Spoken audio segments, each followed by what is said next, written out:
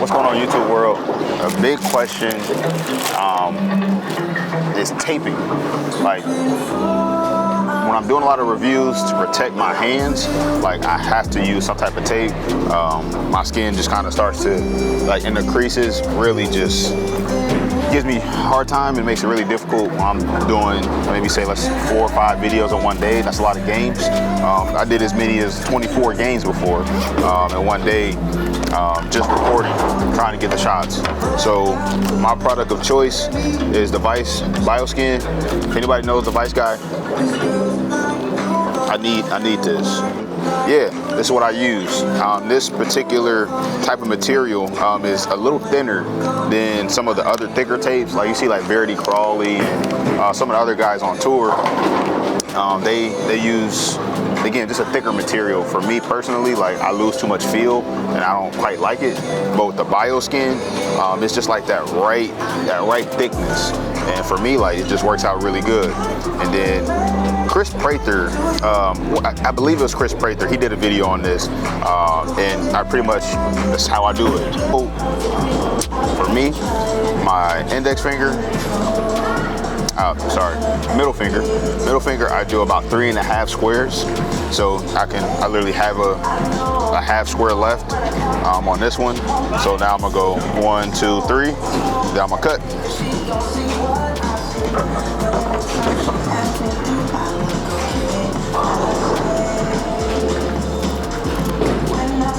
And if you have wider fingers, well, you know, a little different. But yeah, so then for my ring finger, I do just 3 squares. My ring finger is a little smaller than my middle finger. And this is more so just about, again, knowing how big or small your fingers are.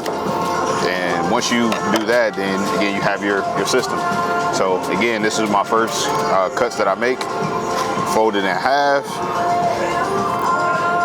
Folding it in half now. And so if I didn't fold it in half, when I put it on my finger and applied it, the edges will like crumple over and it looks and doesn't feel as comfortable.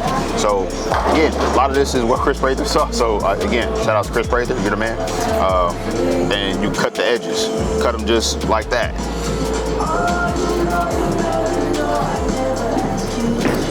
Boom. So now just flip it over, cut about to the same little line. Try to cut it as much as the same angle, so you get something that looks like this.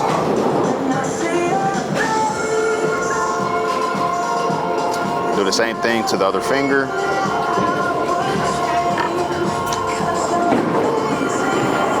And you can use a lot of the grid lines that are currently on it to help guide you,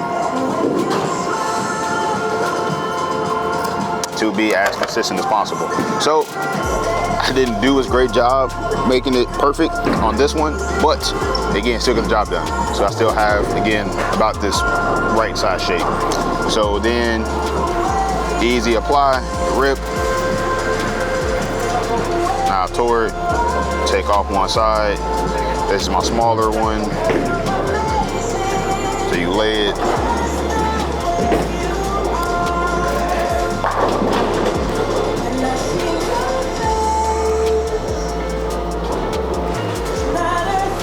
So, because now I have it applied perfectly, the key is really making sure it gets to that nail. As soon as it gets to that nail, it really holds it in place. So then undo the other side, stretch it down. I like to give it a nice little tug to get it very secure, so when I put it in and out of the ball, it doesn't like smush around. I don't really have like a big moisture problem like some people do, like their hands sweat a lot. Certain tape materials like just are a little more difficult to make sure it stays, but again, I don't really have that particular problem.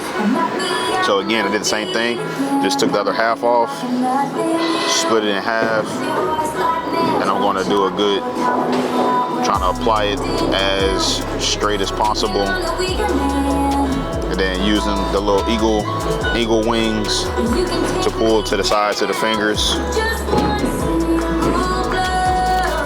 And if I didn't mention on the first finger, I want them to overlap, and that's really going to keep it secure. have it overlapping onto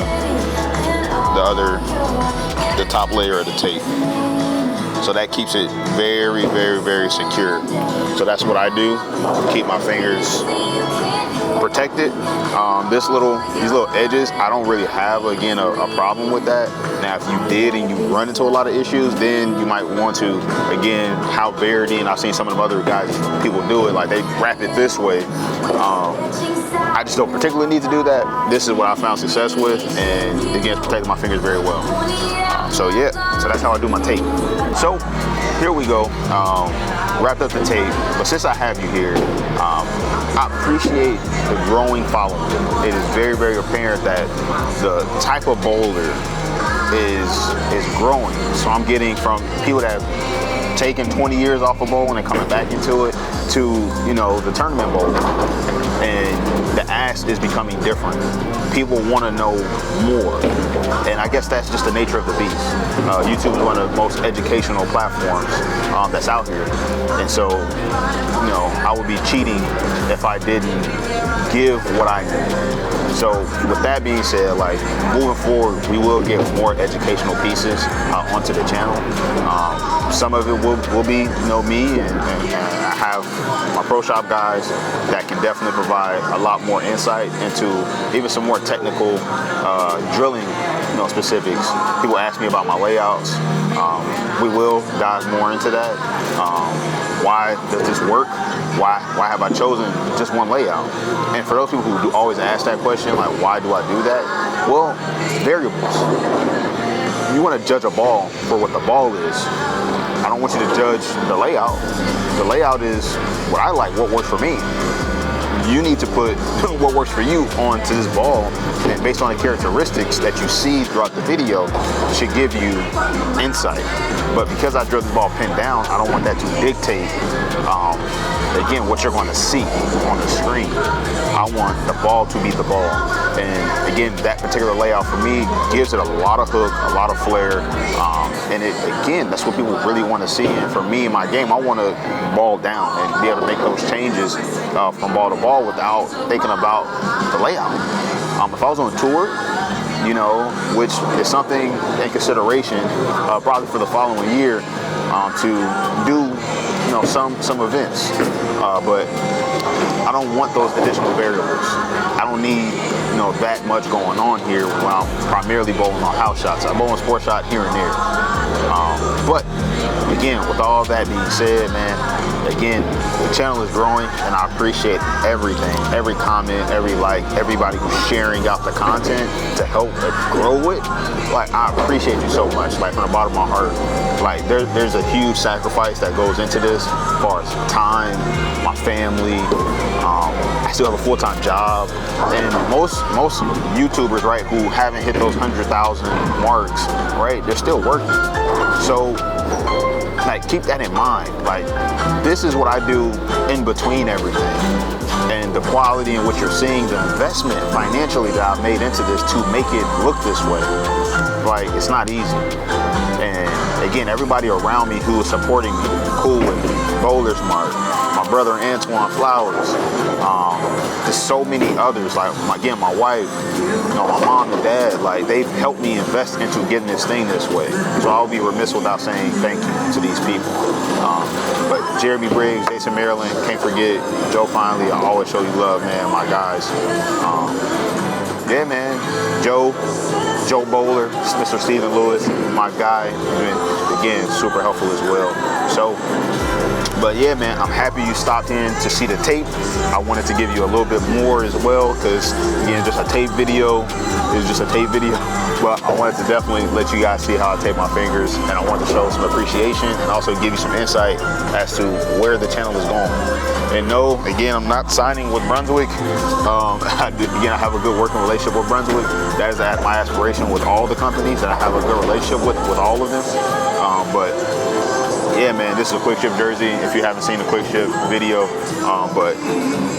this is what they sent over. They're really dope. If you like them, get to it. But yeah, man. So that is all for today. And we got a bunch of reviews, man. I have probably 5 or 6 already recorded. Just need to get edited, and they're gonna go out. So Again, until next time, guys, man, I appreciate it. Charles Hutcherson, The Hype, we out.